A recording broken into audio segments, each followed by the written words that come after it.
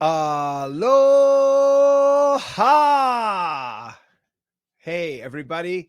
Welcome to the Cosmic Cowboy Show. I'm really excited to be here streaming direct to you. And this is episode 1 of the Cosmic Cowboy Show. So I'm thrilled, and I really appreciate you for being here with me. Apologize if there's some background noise, but it's all part of the process in flow. This is going to be a show where let's see, it's all about abundance. That's really the goal, is that we create abundance for ourselves and abundance in the world. We're going to be covering a lot of different topics. There's going to be a big theme: cryptocurrencies, technology, culture, art, and creativity.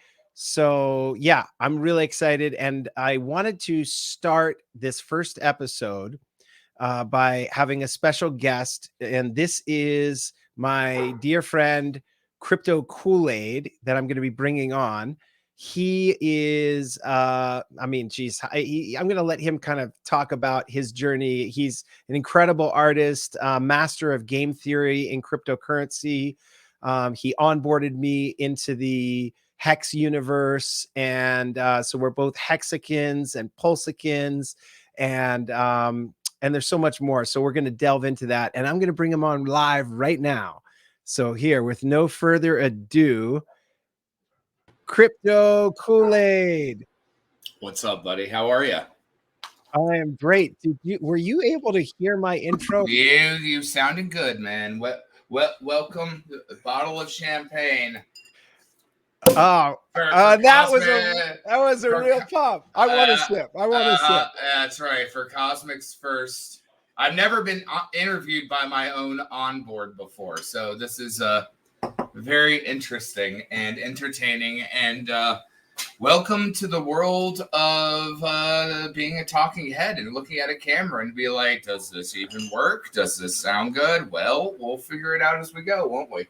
I mean, one thing I can say is that, like, it's hard for me to, no, I do remember we met, and this is kind of cool. Wait, something, this is incredible in terms of our modern era, is that Kool-Aid and I, who are dear friends and compatriots and all kinds of great things, Burning Man and cryptocurrency and projects and creativity, and we've got so many mutual friends, and we've never even met in person yet. And I think that a lot of people in the community can relate to that. But what I was going to say is we met through, for those of you that don't know, Burning Man, incredible arts culture festival experiment in these 10 principles I'll get into at some point. But so it was the year of the multiverse, and we were creating something called the Mystic Verse, which is a kind of like a Web3 metaverse where artists and participants could create art and collaborate on art projects and then interact for that year's burn. And something was going on, and I was representing that project, and I think I just desperately needed help. I'm not very tech savvy, and Kool-Aid was involved in, I think, multiple projects, and literally like heard the quiver in my voice, and but I really think everything is energy in life. And I think what it is he actually somehow through cyberspace felt my energy and was like, wait, I like that guy, and he's definitely in need of help. And I don't know, you can tell them you reached out to me. That's how we met. Yeah, so I was in that year, everything had happened from the virus, and everyone was staying at home, and the burn went virtual.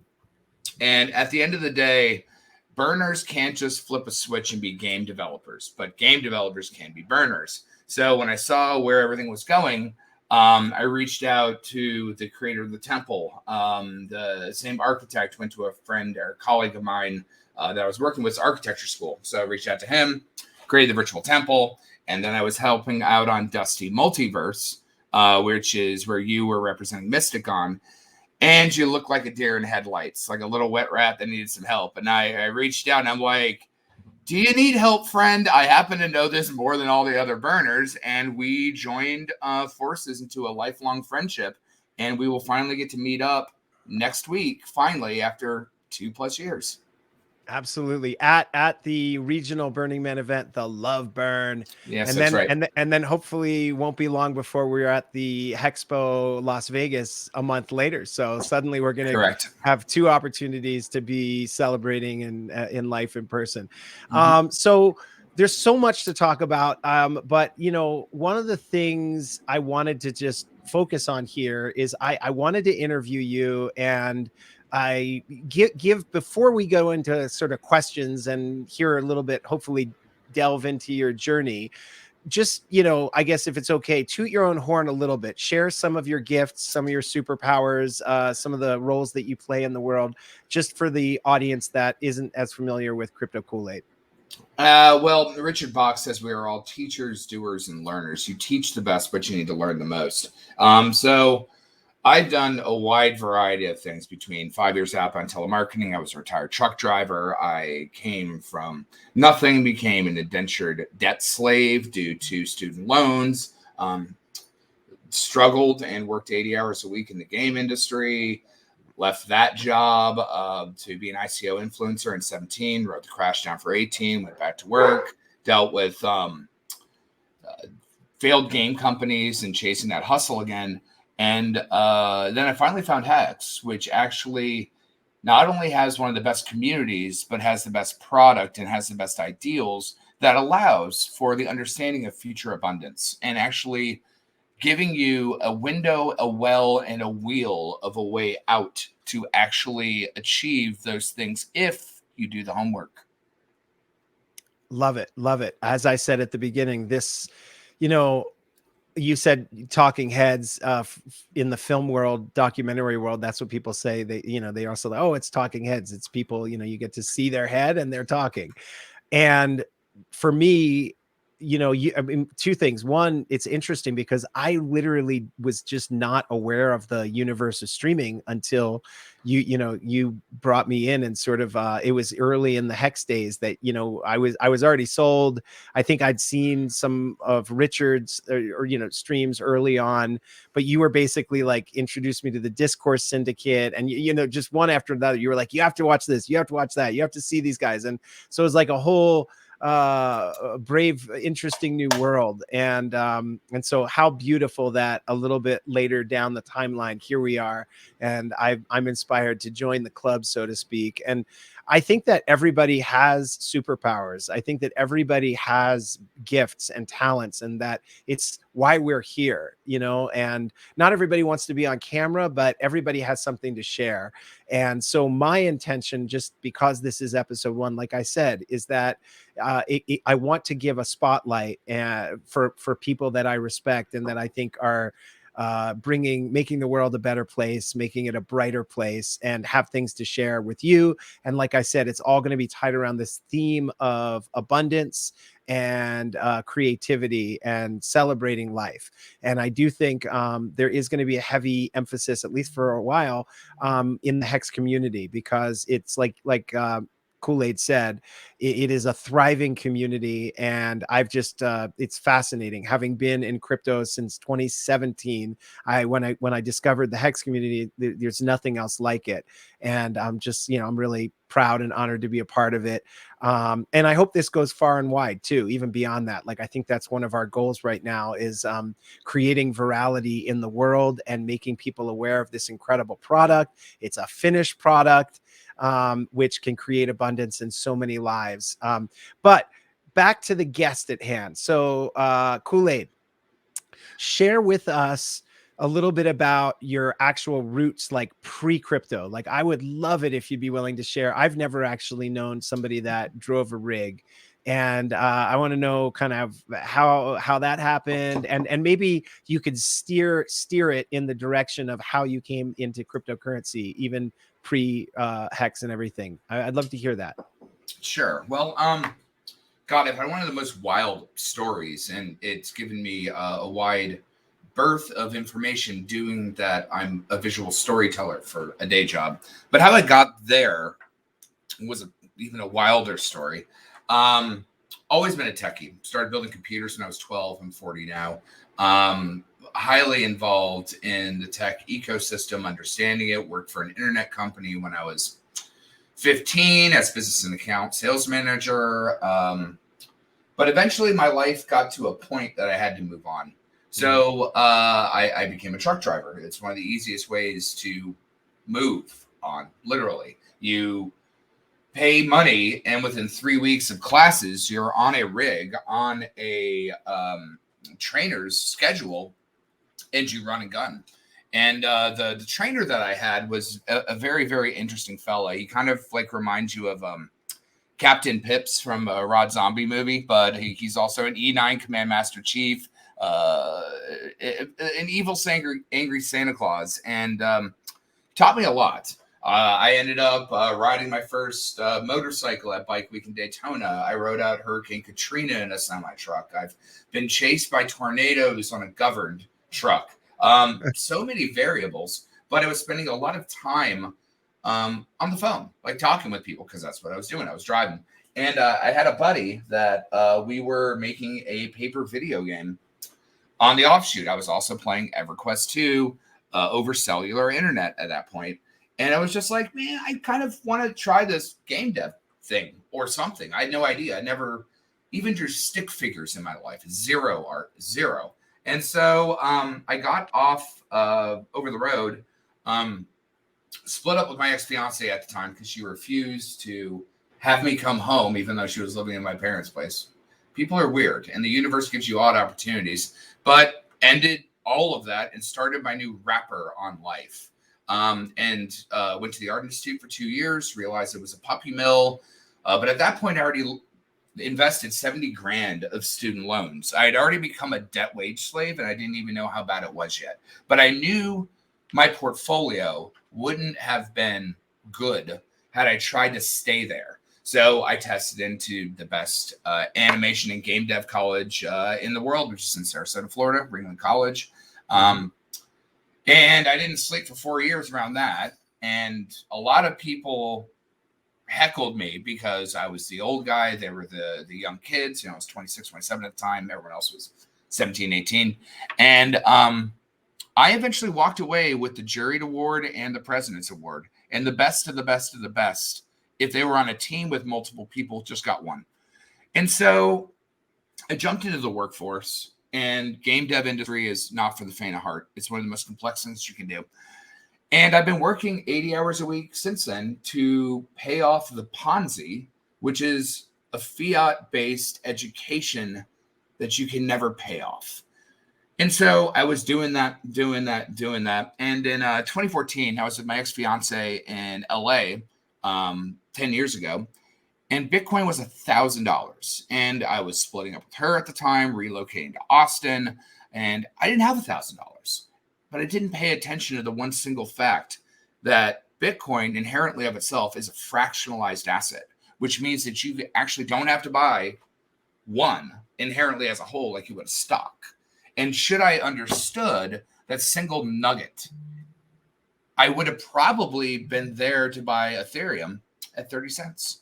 I would have actually had my homework done as I went through life, but I didn't. And so like I'm working at my high pedigree job when I was working on Arcane for Prey, and a coworker, one of the founders and game designers for Deus Ex, got me into crypto, but it was Ponzi's and other nonsense things, but it's a school of hard knocks in crypto. So I made a bunch of money, and then I lost all of it. But what I did is I learned knowledge. And I'm a very spiritual-minded person, and I study theosophy. I study multiple different ideals of the human evolution, education, spirit. And through that ideology and education, I learned not only was I not going to miss this boat again, I had learned more enough to know not to miss this boat again. So when the opportunity came back up, and when we all got locked down, I started paying attention to Hex and all the rest of that type of stuff. But I already had a year and a half of being an ICO influencer, being a talking head. And it took me a while to get in.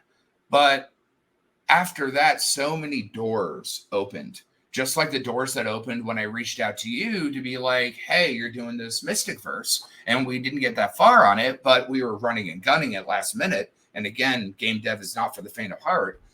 But that opportunity allowed us to start the next journey on everything from evolution of the mind, evolution of finance, and to treat your wallet as you, like a character. I love it. Wow.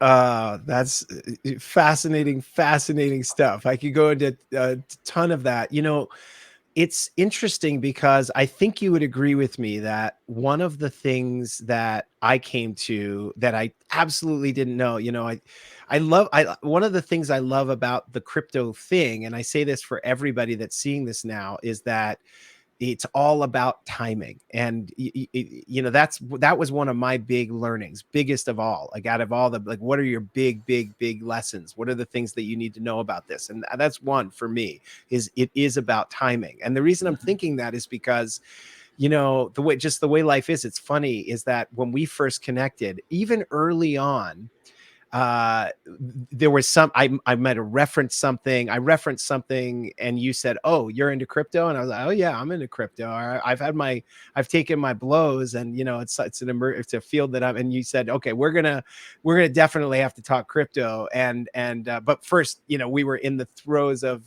trying to get all the Mystic verse and the multiverse, Dusty multiverse.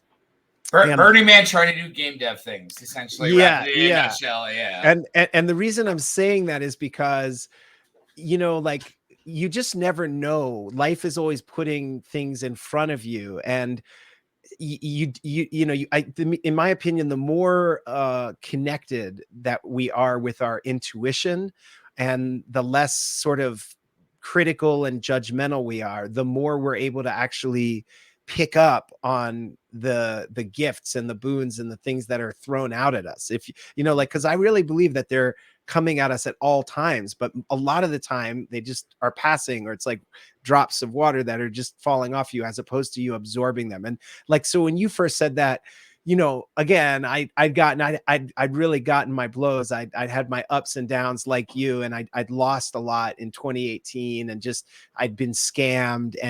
You know, it's like when you get scammed, it's like a relationship when you get burned, and or even in a friendship. Anytime you like open your heart or you're vulnerable to somebody and you get burned, it takes it, you know, can make an impression. It makes a scar, and you have to heal from it. And then you're always a little bit more reserved, you know. That's just kind of how life is. And so when you said, like, I'm just thinking back, and it's really funny because you were like, "Oh yeah, we're going to talk crypto." And that was that part of me like, "Oh, okay, well, yeah, so he's another crypto guy," you know. So it wasn't until I actually knew you deeper and we connected deeper on a like more core level, and I was like, "Wait, no, there's depth to this being, and there's, you know, there's just a lot more there." Then I was like, okay, let's definitely, like, I want to hear about what you, and I also respected you more creatively, and then I wanted to know about crypto. But here we're talking about timing. Like, had we gotten into Hex, had I gotten into Hex then at the very beginning, oh my gosh, that's a good 5-6 months before I did. And that timing was crucial. Of course, I'm very grateful and blessed to have gotten in when we did, well before big payday. But anyway, so yeah, timing is huge. And Timing is everything, period. Timing is yeah, always everything, because you can talk about everything in the world and make an excuse for it. But unless you make an excuse on why you don't do something, the only thing you regret is what you don't do. You can learn from every mistake that you ever make. And that is a life lesson that grows your soul, your spirit, and your longevity of who you are as a person, as an entity, and as a soul. But ideally, your yearbook is signed by Richard Bach. I quote it all the time. Argue your limitations, and sure enough, you have them. You need those problems and limitations to have rewards, and what you do with those rewards is up to you. I love it. And you know, speaking of which, just again to share a little bit of my story is well, without getting into it in too much depth, I can just say that, like you said, I went through that experience of I remember liking Apple and kind of recognizing Apple, but when it was, it was just looking back. I remember thinking I had a little bit of money to invest, and it was invested very traditionally, and it did, actually well. I mean, I was kind of hands off. I had some people that helped because I was younger and made really good investments, which is great. And I remember thinking, oh my gosh, if that exact amount would have gone 100% into Apple, I'd be retired, or, like that's what I was thinking. And then I remember seeing The Social Network, and I'm just one of these people that I remember thinking the same thing. I remember being like, wow, I wish I could have been somehow known those guys, the creator at that time, and given a $20,000 loan, which is now worth $1 billion or more dollars. So that was I had that going on inside me. And believe it or not, that's kind of how I felt. And I feel like this is an important lesson for people that are watching this now, because the lesson that I'm trying to get to is that it always is, it can be, at least it's not, it can be, there is always the potential for this moment to be the perfect, correct, right time for you. There's always new opportunity. So when I got into crypto in 2017 and 2018, I felt like I'd already missed the boat, because Bitcoin was at, what was it? $10,000, I think. And Ethereum, whatever was going on, I just remember feeling like, oh my gosh, at one point Bitcoin was 5 cents or 10 cents. And so you felt like I missed it. And, and yet what I didn't realize was there were actually Ethereum and altcoins. And, that was when I got into Ethereum, it was, I think, a little under $300. And, again, looking back now, I'm like, that's amazing. But at the time, it felt like I'd already missed it. And so I was actually energetically, you talked about, spirituality. Spiritually, I had an experience where I essentially was transcending time and space, and I went into the future. And in the future, the lesson that I got was exactly what I just shared with everybody here. The lesson that I got is your mindset is off, because the opportunity is always, the soil is always fertile. There is opportunity. There's basically, I was told, there is a new Apple that is being born right now. There is a new Facebook that is being born right now. And that's wherever you are, in any time, in any moment, it is there if you're open to it and you're looking out for it. And so, the reason I'm sharing this with you, Koolaid, is because I had put that energy out there, and that was sort of my prayer at the time. Was, you talk about being a slave to student debt, and I feel like there's literally hundreds of thousands, if not millions, of people in our country, whether it's student debt, credit card debt, or just a 9-to-5 job, just an accident. If you don't have health insurance and you get in a car accident, you're fucked. You literally are completely railroaded for the rest of your life. And go ahead. Yeah, no. And so I'm saying, so like, this is a real thing that everybody's dealing with, that there are these systems that exist where, you kind of are doing everything right, and yet you find yourself totally behind the 8 ball. And so I had put that energy out there. Like, I want, please, can I be open to receive and recognize when there's this next opportunity or an opportunity in front of me? And boom, again, it's just fascinating. We met, and then you introduced me into Hex. And for me personally, it took a little research. It definitely, like you said, and I think it takes about 6 months. It takes 6 months. Yeah. You have to do your due diligence. I feel like that was the blessing that we both received, is like, you lose a little bit, you get a little burned. And what you learn is, like, most of the time in life, if it sounds, looks, tastes, whatever, too good to be true, most of the time it is. But if you're, once in a while, if you're doing your legwork and you do your due diligence, there are exceptions, and Hex is one of those. And now we're, even beyond Hex, we're into Pulse, and we're into Pulse X, and this whole other universe. So yeah, I'm just curious, what was it for you that kind of like, how did you know? And did you know at the beginning, like, at what point did you recognize, like, I found the one? Well, let's just roll a couple steps back. So there's two different paradigms of analogies you can use. The grass is always greener on the other side. And you can look at the grass is always greener on the other side as long as you don't have grass. So if you are living in an ecosystem that does not have grass, and you're looking at the haves that have grass, the abundance, then you want to be on the grass. The second one would be like, why did the chicken cross the road? Ideally, it's because it knew where it was going. It was going to go find the grass on the other side. So you have to kind of understand the motivation, the necessity, the immediate neediness that you need to actually put to get yourself to put that paradigm in, right? So if you look at Richard Hart projects, I mean, I lost my ass in crypto in 17, 18. Well, I made a bunch of 17, down in 18, held on to fake promise coins, everything from Ponzi's to virtual mining to, I was just hunting residual income. I wanted something to help me pay the damn bills that I can't pay. It just the principal. I mean, $1,100 to $1,600 a month, and that's just interest. And that was long before I understood macro of inflation of $1, the Fed, everything that goes into higher tier understanding of this financial assets and the financial infrastructure we live in. And so even if I was paying just what I could, the dollars inflating versus the interest that's compounding versus the utility that the modern wage slave can never get paid more to compete against inflation and interest on said inflation that you can never pay off. And so my onboard, Joe Solo, he's a ZBrush artist. Go to sculptingandZBrush.com. Fantastic human being, horrible goddamn onboard. So he shows me this shit.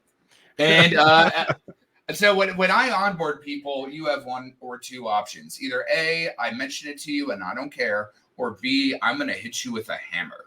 Because I come from, you have to solve these problems, or you have to ship this game. You have to do the impossible, roll the dice, Yahtzee, go.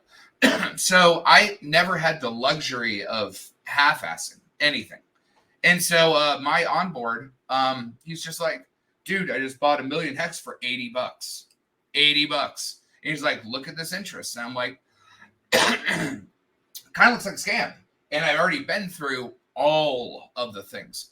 But it was when you started watching Richard, you go from the first impression, he's changed his tune because everyone changes. And I understand why he's frustrated, because now I kind of lash out at people online that don't listen to me, that want to try to argue the same silly points of stupidity, because they don't even understand that the dollar and the use case that they get paid, they don't run to a tree, shake it, and the money falls off and grab a rake and rake that shit up and put it into their bucket and then pay people out of their bucket of money. There is no, black gold at the end of the rainbow, or could there be?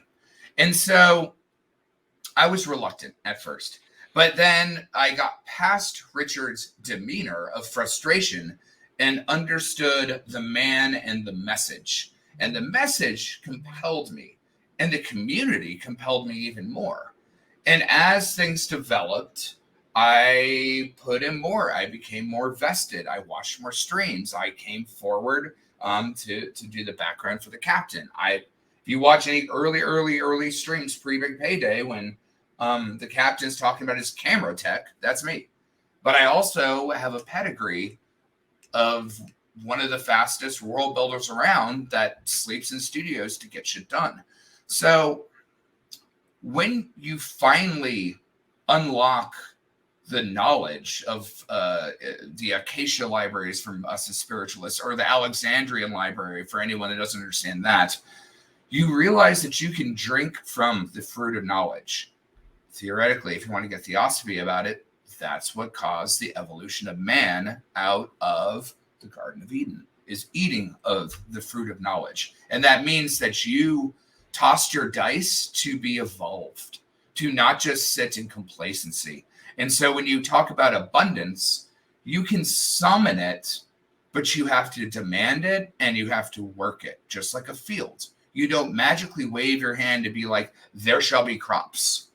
You have to blood, sweat, and tears. Gladiator terms, blood and sand. You have to put blood and sand into something if you really, really, really want to survive and make it grow. Yes, absolutely. And it's that process. It's planting the seed, having the vision and planting the seed and watering and nurturing and all of that. Now, jumping forward a little bit, I'm also, I know that, there's certain things you can and can't talk about. You're involved in a lot of different exciting things now. My question is, on a broader scale, like where do you think this is all going, and why is this exciting to you personally? So it's kind of a loaded question because there's so many facets of it. So if you look at I was writing a pitch deck for Kinetics, and I was starting to do market analysis on different things, and something what I call Apple's Law. And Apple's Law is basically, people think Apple built a technology company. No, it didn't. It had wackadoodle little computers, and yeah, they had interesting UI and all the rest of that type of stuff. But back in the day, mid-90s, you had to go to a library to find a book. You had to call the movie theater to figure out what a showtime was. You had to be at home for your friends to call you to figure out when you were going out. And if I left and they changed plans, there was no tactical way to get a hold of each other. You had pagers. The good old days. Correct. Analog days, which eventually we're going to rope it into fax machine maximalism. But let's get there. So you had to do the work, but the universe was more richer on giving you the work that you had to do. It wasn't as simple as just open up your phone and it has more computing power than a spaceship or whatever the fuck, went back. But with Apple's Law, we're dealing with the 90s, right? So Napster had just come on time. People were just learning about torrenting, F servers, how you did it before then with MIRC. And no one really knew how to play these MP3s, air quote, weirdy things. And then the iPod came around. The iPod was a value of prestige, but it also had an interoperability to use a browser, a calculator, apps that worked, easy access to stuff, but you were still tethered to your Wi-Fi. So you had to download things, or you had to be on a Wi-Fi where it had interoperability. So when the iPhone came around, and we can talk about the prestige and the predicates and all the rest of that type of stuff, but you had people that had interoperability in a portable sense that they could tangibly communicate, talk, and interact with future tech. And so Steve Jobs didn't create a tech company. He created the first social parabola. MySpace, Facebook, Tinder, Twitter, all of it is a shattering of the social parabola. Now, that came as everything. And what happened after that? Payphones, gone. Analog landlines, gone. Pagers, gone. The only thing that's left is fax machines and fax machine maximalism. If you don't understand, and they didn't back then, why an email with an attachment is more powerful than a fax, those people get what's called blockbustered. They get left behind. And everything else to be MySpaced or blockbustered gets sunk. Now, if we take that a couple steps further, and of course I can go crazy galaxy brain, the petrock.com era gave credence to its fall or implosion to set the bedrock that everyone needed a .com after that. You don't build a business if you don't have a sexy .com. You change the name of it to marry the .com. You don't have one that doesn't correlate to the other.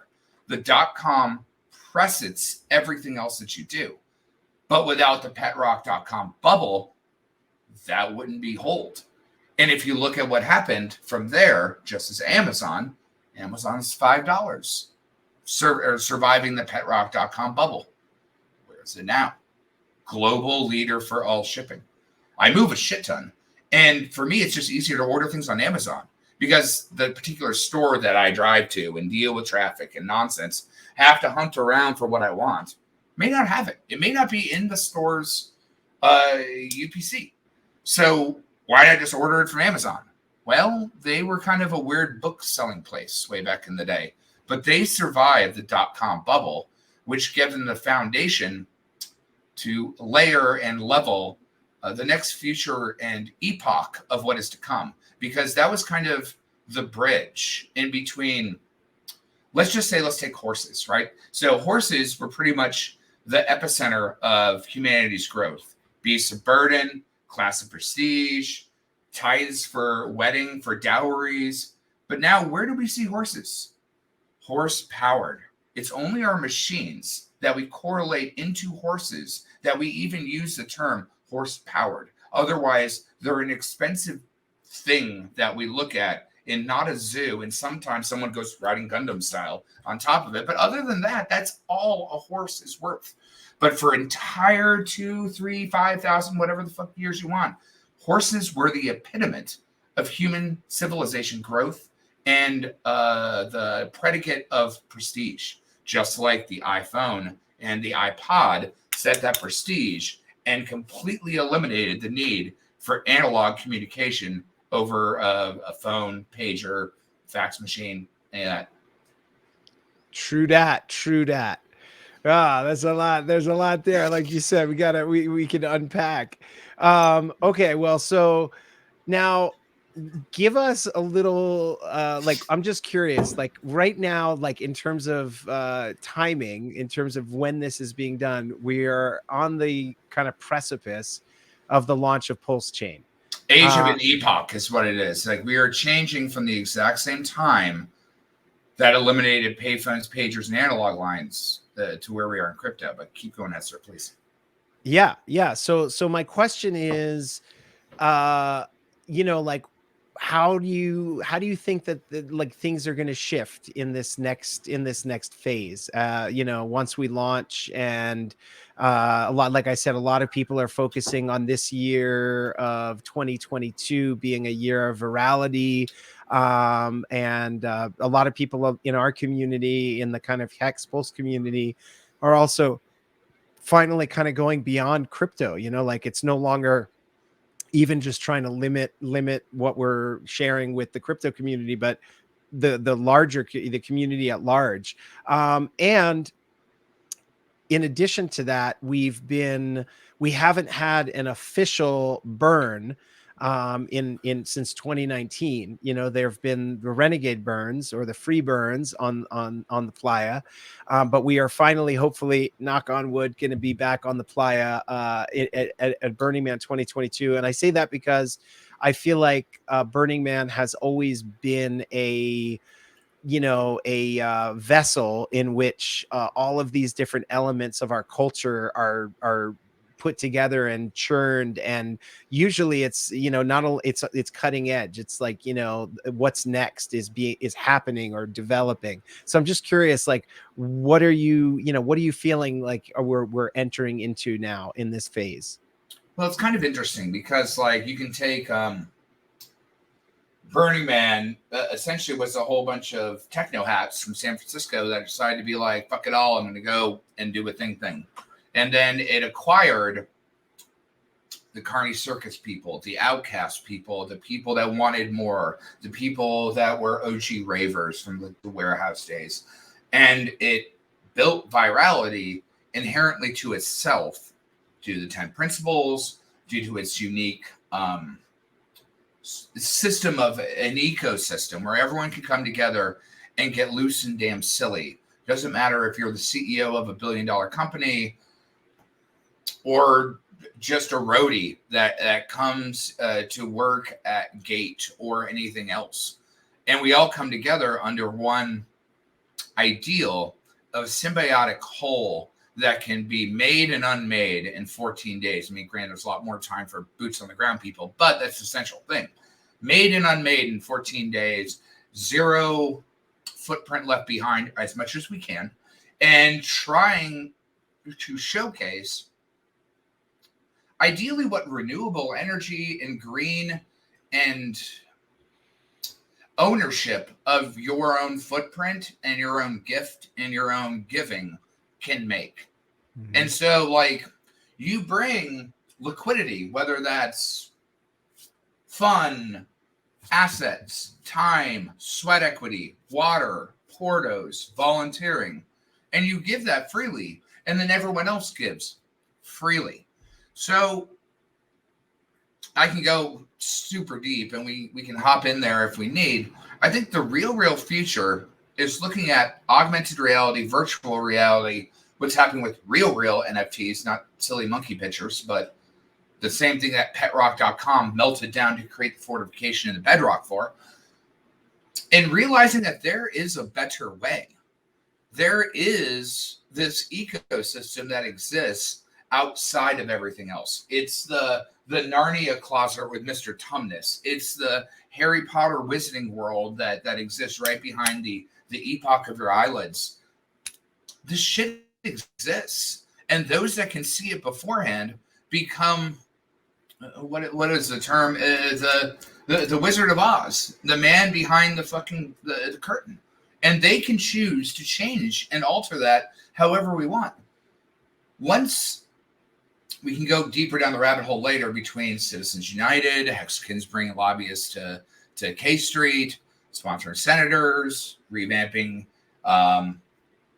energy with Make a Difference Energy, MAD, to people in a crowd community sponsoring a NASCAR, which is $640,000 in 4 days, completely crowdfunded. Had nothing to do with Richard Hart. We're just children of Richard Hart. But like now Hexicans are building what I call Hexican Inside instead of Intel Inside. We're building on the ideals of abundance that we can use to help. I'll be introducing you to Rags to Riches, Crypto Heartbeat, but both of them, again, you're a part of the Compassion Cartel. Rags to Riches blessed someone that was really hard up trying to help his child, like $8,000 in cash. And that was his blessing. That was a Santa Claus Christmas thing. Community driven. When the community is inherently wealthy, it blesses its lower members. So it depends on how deep you want to go. But the future, ideally, is if people with better, not socialistic, but individualistic ideals for all, push that meta frame forward, not metaverse, but frame, the framing structure, right? You build a house, which is pretty, but the foundation is the frame. We push that frame further with what we're earning, what we're building, and what we have at our disposal. We can put the drywall and the paint and the pottery and all the rest of that up for everyone, because the framing is Three Musketeers, all for one and one for all. We have that opportunity should you want to get on the boat. And should you be lacking, you're still technically not late. It's just how much influence do you want to have in the space? How much influence do you want someone to like come give you a future job? It's the same wrapping, sorry to get political a little bit, but like coal miners, do you think they want black lung? Do you think they want that life? Why not teach them to build solar? They just don't think that they can through conditioning and not having the proper model set. Be like, I'll pay you 3 times better to do less than anything that's going to kill your lungs. It's a no-brainer, man.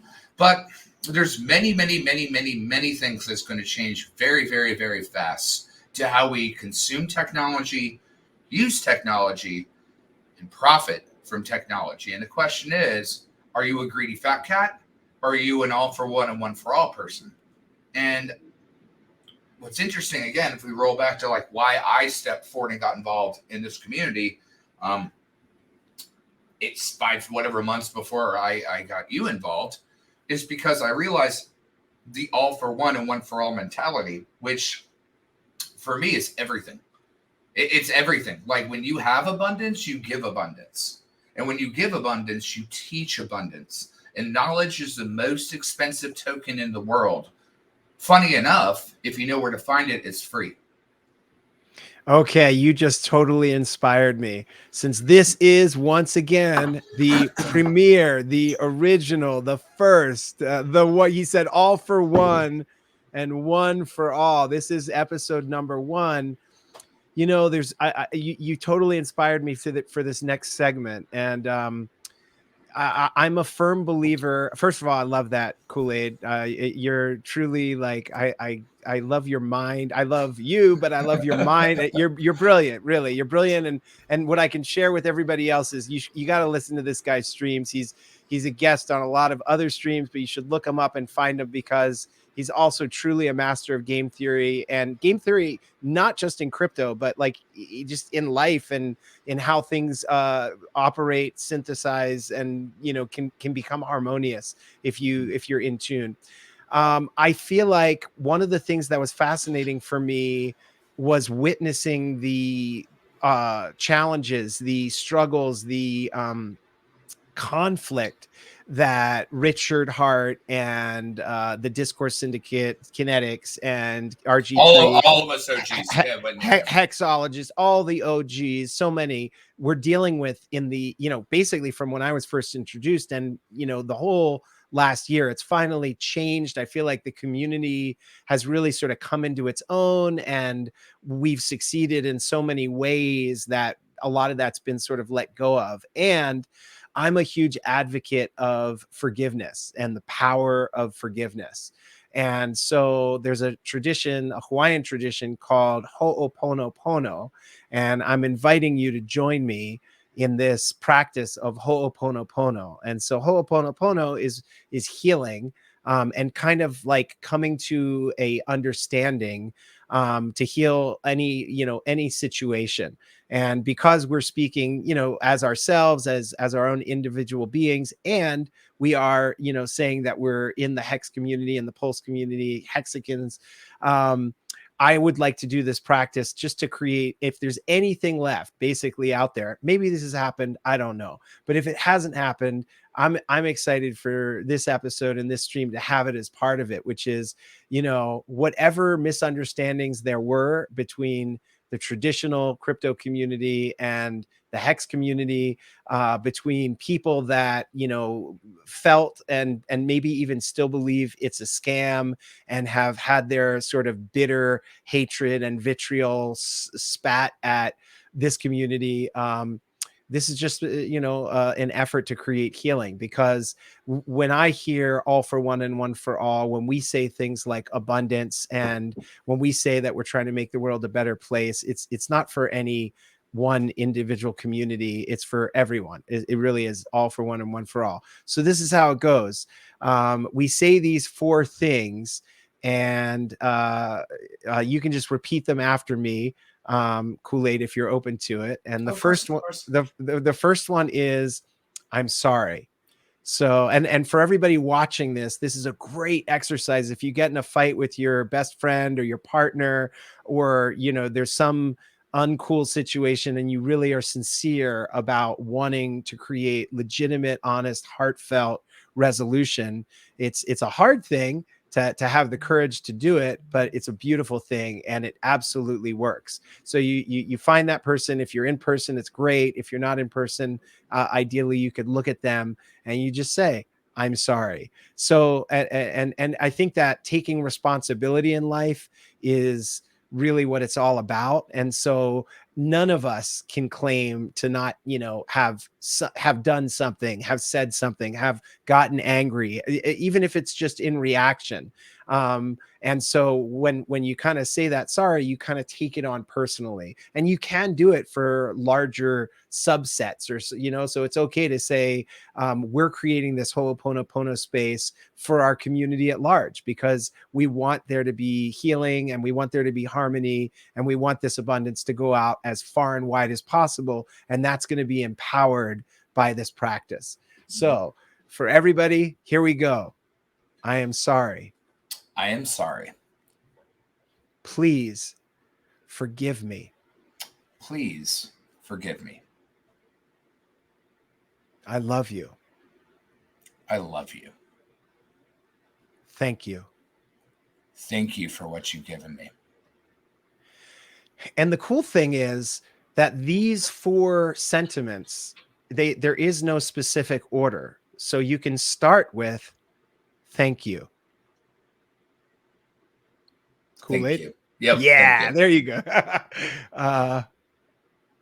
Please forgive me. Please forgive me. I'm sorry. I'm sorry. I love you. I love you. And so yes, so please take this and practice it, and know that KryptoKoolaid, Cosmic Cowboy, on behalf of our peeps and this amazing community, are behind this effort to create Ho'oponopono and abundance in our world. What's interesting is that, again, if I go back to my pedigree, the hero's journey, or the journey of the hero, has particular archetypes. And that archetype is usually reluctant. Then they kind of get big and cool and things, and they get smacked the fuck down. But first there's a herald that calls them out, be like, "Nah, you need to do this." And they get smacked down hard. And through the belly of the beast, they learn who really they are, and they learn on what they need to master. So that process of giving thanks, giving gentrification, giving an apology, and giving growth is part of the hero's journey. You can look at it in any theosophical religion and dissection. I mean, you want to be hippy dippy, spaghetti white man Jesus said, "Not my will, but thy will be done." He wasn't talking to God. He was talking to you. Your will be done. That is thine will. And so when you actually apologize, learn, earn compassion, accept the lessons given to you, and then come out of the hero's journey as thoughtful, respectful, and hungry for more, you now are on the righteous path. And it's a tenement thing of what only the tenement men shall pass. It's wild if you take theosophy without man involved and political, social constraints on the lens that you see through. A wide lens studies all. A tiny lens only studies themselves. Yeah. Yeah, it's absolutely true. And it's always good to kind of get that, what do they say, bird's eye view. So Zoom out. Yeah, zoom out. Exactly. Go deeper, zoom out and go deeper. I am curious though, like, I don't know, like when I originally again was sort of delving in, doing a lot of research, and even now, like, I've been a part of different crypto communities. There's some amazing people. One thing that I think is relatively universal from my experience is that most people that I've seen in crypto are again, looking for this abundance, or like wanting to create wealth, wanting. Now, I think something that you said is very significant, is that I think you can get drawn in and kind of caught up in that, like, making a fast buck, turning a quick profit, where one of the things that we've learned, at least I've learned from this community, is the power in holding, the power in patience, and not, I mean, that's like one of the greatest lessons. That's like what Hex is all about, is not going for the short play, but the long term. I am curious, what was it that this community was different for me? I feel like that's the one thing that's sort of circling around. You have all of these furus, you have all of these influencers, and that's what it seems like it's all circling around. Is just to me, if all it is a replacement of Wall Street, so it's a new club where there's a new set of people that are like, this is what you should invest in, and this this is what you should do, this, buy this, sell this, and it's all just about, like, getting rich, and that's it. Not that has no value, but at a certain point, to me, that's empty. And I'm not saying that I am saying at the beginning, like, I am all about the abundance, and I get that. But for me, the thing that drew me into this community is that we certainly we celebrate a certain product, a certain crypto in hex, and we might celebrate the creations, the creativity, the sort of brilliant imagination and The ideals, the ideals. the ideals and manifestations of Richard as a start, for this community, because it's gone beyond hex now. And yet there's something so much more, and that's what I mean. For me, that was really interesting when you first told me, you really should watch these Discourse Syndicate streams. um you know I was kind of like, well, I don't know why I have to watch streams on the computer. Because why do I have to watch streams on the computer? I already love this thing. I'm already invested. And yet the individuals involved, the people that I communicate with and that we talk to, and the streams are completely different. I don't know. There's something very inspiring to me and unique about this community that is way beyond this aspect of like it starts at let's all create wealth and abundance, and that's of course what we all are about. But once you get that, that's like notch one on the ladder, and then it's all these other things about making the world better and just connecting as a community. I'm curious, did you see that too, and when did you recognize it? And what was your experience with that? There's so many tiers to it, but like I came up with the moniker a long while ago where Richard says no profit from the work of others, to essentially get around the Howey test. And the Howey test was built in the 70s.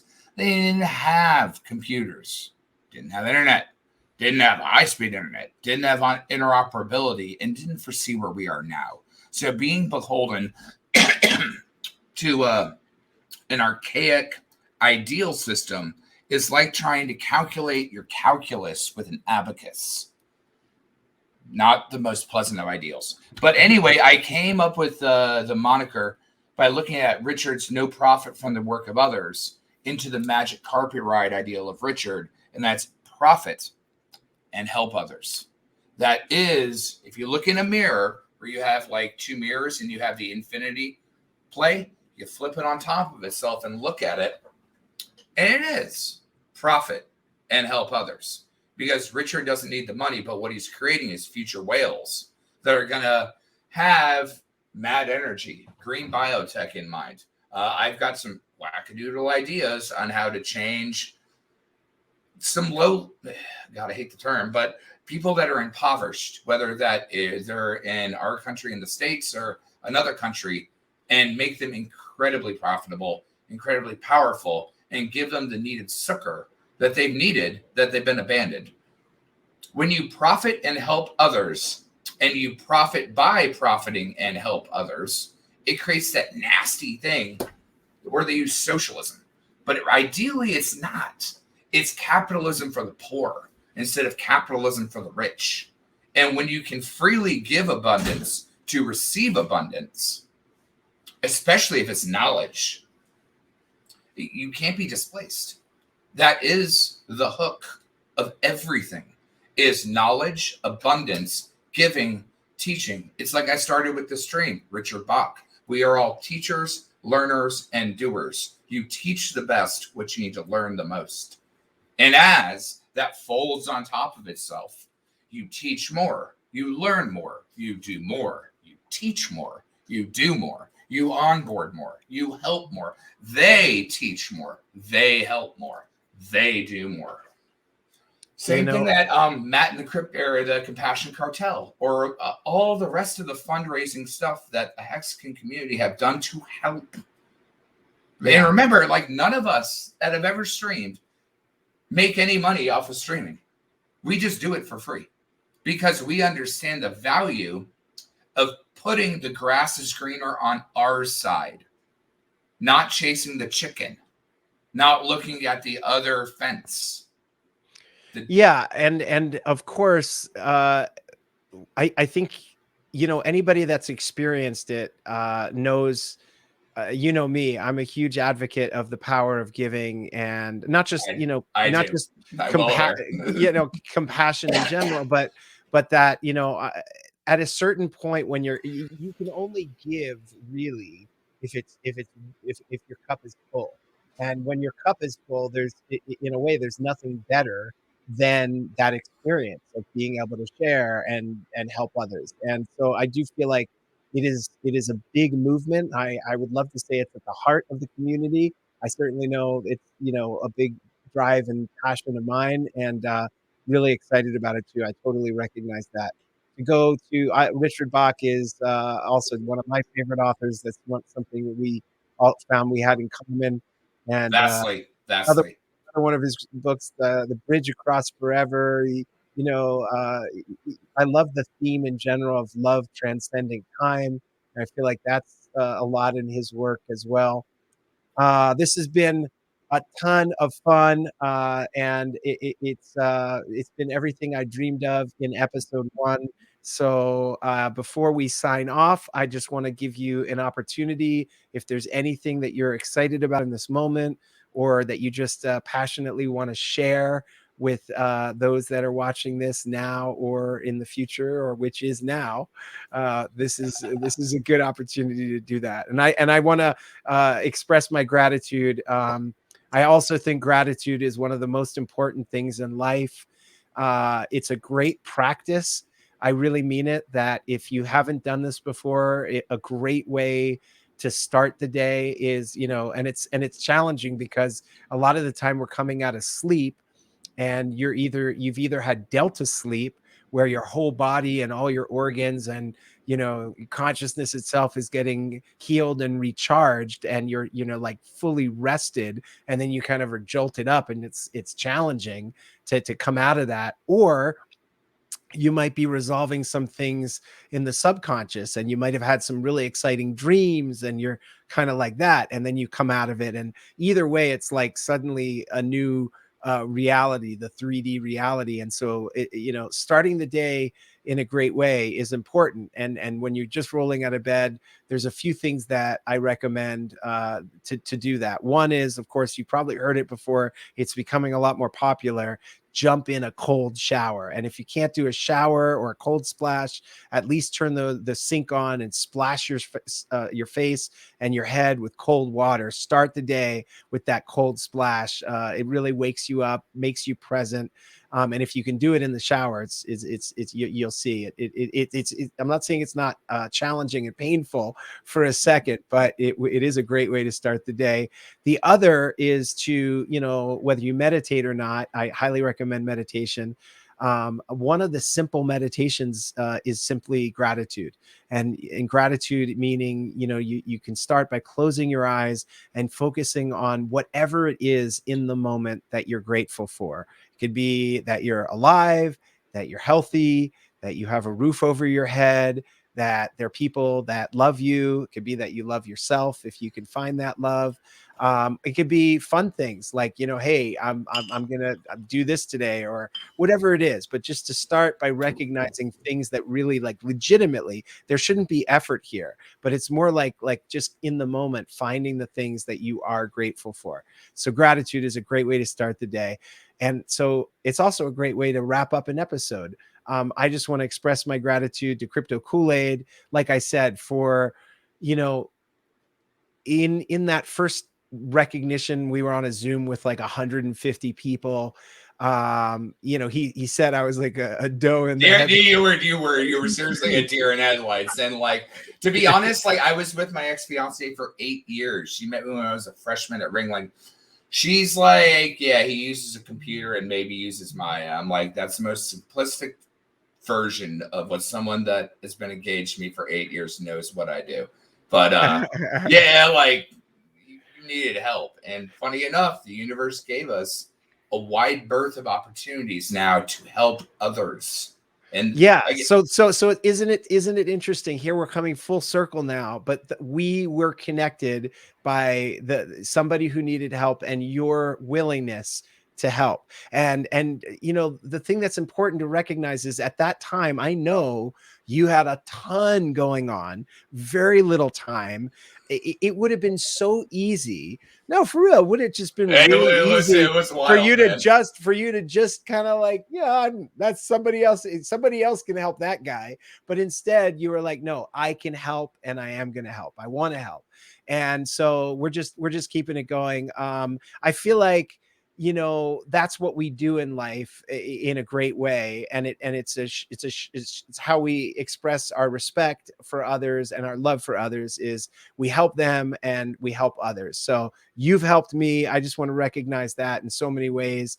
And you're helping me now as being my first guest and encouraging me to watch streams, which inspired me ways later to Crack the stream. whip.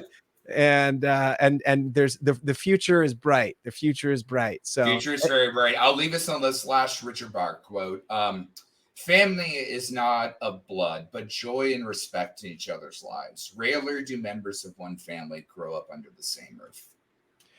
Love it. Oh, wait, can you do me a favor and just say that again, but much slower? Sure. So family is not of blood, but joy and respect in each other's lives. Rarely do members of one family grow up under the same roof. Oh, so, all right, here we are from Cosmic Cowboy Central. Thank you, KryptoKoolaid. And until episode 2, we are signing off. You guys, I by the time this comes out, hopefully I'm going to have some links. And you'll have links. So links, subscribe, lots of good stuff. You'll know that people know you coming. And it's going to be a wild ride. And welcome to the streaming family, man. Welcome for getting your face out there. Being scared is only the first step of jumping out of a plane. Once you're in free fall, you get to experience awe. And understanding the power of awe is everything. So welcome to awe. Awesome. That